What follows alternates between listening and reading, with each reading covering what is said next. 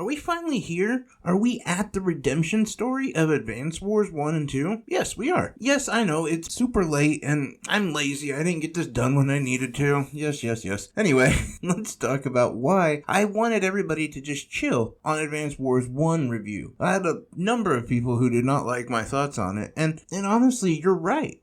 For one, it's your opinion. You should be able to have your own opinion, whatever it is. But two, because I was probably a little bit too harsh on Advance Wars 1. Now, my whole thought, though, was I'm going to be reviewing both games. I had already played both games. And in fact, I had a much more sunny perspective of Advance Wars 2. So I just wanted to point out, in comparison in a way, why Advance Wars 1 wasn't exactly all that when we compare it to Advance Wars 2. That's just my thoughts here. Now I know this video, and like many others, have been incredibly late. We've had a whole string of bad luck. As you guys already know, the government has put me on the street to earn them some money. It's the end of the school year, so my son has finals and tests and stuff like that, and I'm helping him with that. And then, boom, ear infection out of nowhere. Also, not to mention, like most other gamers, I'm playing a lot of Tears of the Kingdom, or I'm trying to anyway. Honestly, I'm not as far as what a lot of people probably think I am. So I apologize for everything being slow on this channel and me taking almost a week off, which is insane. I did not plan for that at all. But, you know, that's what happens. Anyway, Advance Wars 2. Now, my thoughts on this game and why I like it better than the first one is not because of aesthetics or really even that much of combat, because let's be honest, it's pretty much the same game, just different characters, and the story really expands, but that's really what's important.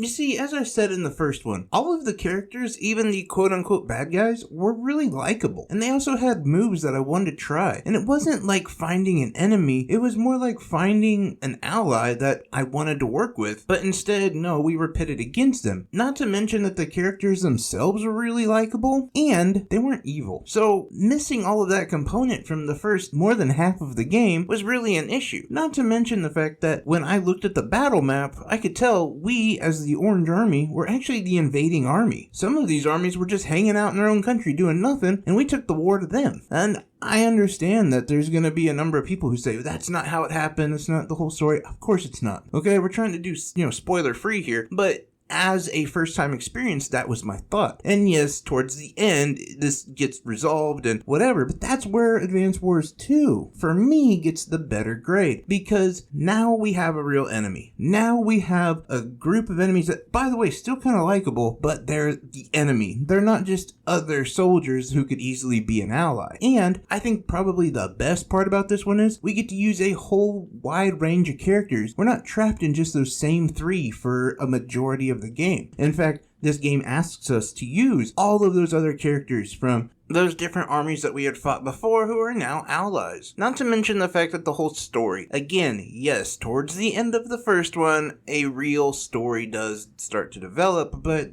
again, that's the last quarter of the game. In this one, it's the entire story, and in this one, we really feel like something is on the line. There is something to lose here, and that's the important part about strategy RPGs. See, so much of it is the game. You can tell it's a game because of how it's set up. It's that grid-based combat. We know it's a game because of our positioning. But what is really important is having something on the line, something that we could lose. And yes, it's all digital and doesn't really matter, but when the game itself tricks you into thinking this is incredibly important and serious, that's when you hit strategy RPG gold. And that's what they did in the second game. Now, the first game itself really kind of came off like a tutorial, a good chunk of it. Not to mention the fact that it was like, hey, we're going to teach you how to do this combat, that combat, and you're just going to be meeting people along the way, which is fine, but when you're 30-40% into the game and that's still kind of the main issue, it's not fun and it doesn't really feel like anything is on the line. But in this second game, we're fighting for more than just bragging rights. We are fighting to save our country, and it just feels so much more epic. In fact, I take that back, we're fighting to save our world. And this new enemy, they're legit. They're actually a real challenge. In fact, I can think of this one mode of battle that you have in the game where you have a headquarters and then you have a factory, and every place that you secure, you're actually given more money. Well, this works on both sides. And so myself and then this new enemy, we were both just building up this gigantic army on both sides. It was hard to say who was going to win, and you spend so much time in it that you're just basically holding on for life or death at this moment, because it takes forever to build up an army, and then the fact that you have so much invested into this map. Now, yes, this was a battle or a mode that they had in the first one, but it was like so much easier because you just go over there and take over their factories, and then they couldn't build anymore, and you just end the war that way. But this one, way different. And I was really impressed by how much of a difficulty spike they had. Like, they actually protected their factories. The AI in this game was way more I and less A.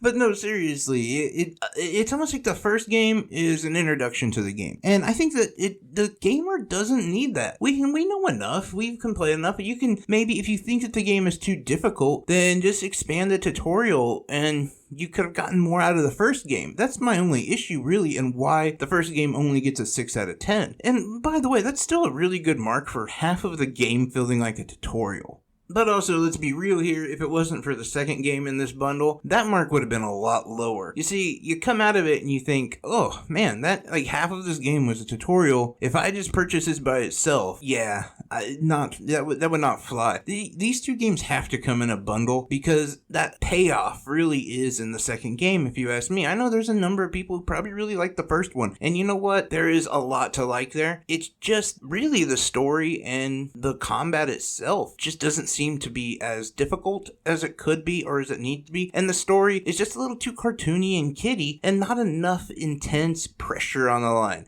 That's what you need some real challenge, especially with strategy RPGs, and that's exactly what the second one gives you. I do want to be clear though, it's not like this game is impossible or anything like that. Like, the difficulty isn't just insane, it's just that the AI can now not be cheesed like it can in the first one, and for the most part they're more defensive. They actually act like the battle is worth something as well, and that adds to your experience of making it feel like a more serious battle, and that's what most strategy RPG players want. They want more of an enemy who, I don't know, maybe will also strategize as well. It just feels more real that way. But ultimately, everything else about this game is just the same as the first one. And that's a really good thing. The characters are likable. The graphics and aesthetics of the game are bright yet detailed, and they give you this, I don't know, kind of relaxing vibe, but with it being a strategy RPG. And they somehow married these two things pretty well in this last one. Yeah, almost perfect, honestly. Where you can see, like, the characters are a little bit cartoony, a little kiddish, but at the same time, it's just some real combat going down. And they really do blend that really, really well in the second game.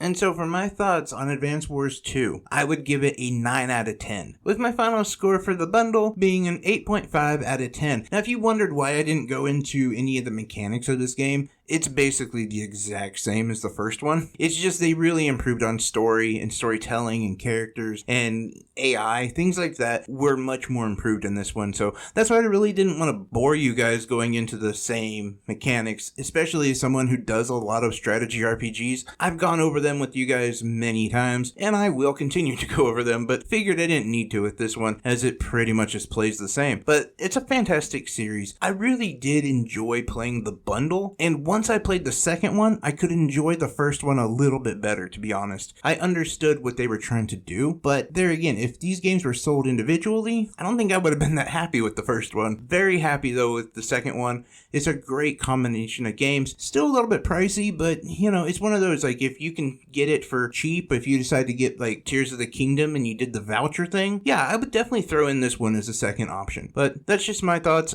I'm curious what your guys' thoughts are on it. Have you guys checked it out? Are you interested in checking it out? Anything and everything down in the comment section below would be much appreciated. Love each and every one of you guys, and I will see you guys tomorrow because I got a lot of work to do. Take care, everyone. Bye-bye.